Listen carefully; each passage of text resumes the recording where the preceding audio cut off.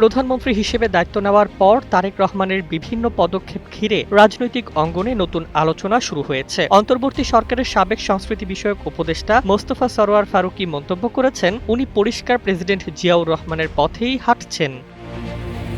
Facebook স্ট্যাটাসে ফারুকী বলেন, দীর্ঘদিন শোনা যাচ্ছিল তারেক রহমান নাকি বাবার রাজনৈতিক ধারা থেকে সরে গেছেন, কিন্তু প্রধানমন্ত্রী হওয়ার পর তার আচরণ ও সিদ্ধান্তে তিনি ভিন্ন চিত্র দেখেছেন। শহীদ মিনারে মোনাজাত আদায়, ধর্মীয় পরিচয় আড়াল না করে বহুত্ববাদী রাষ্ট্রচিন্তার কথা বলা, এসবকে তিনি জিয়াউর রহমানের রাজনৈতিক দর্শনের ধারাবাহিকতা হিসেবে দেখছেন।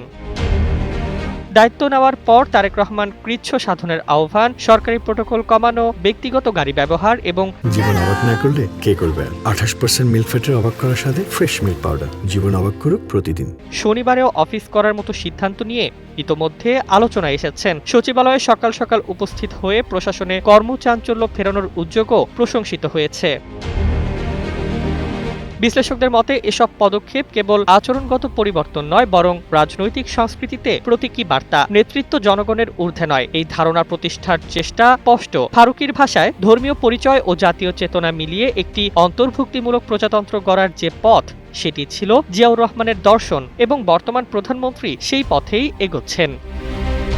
Desk report, Bangladesh bulletin.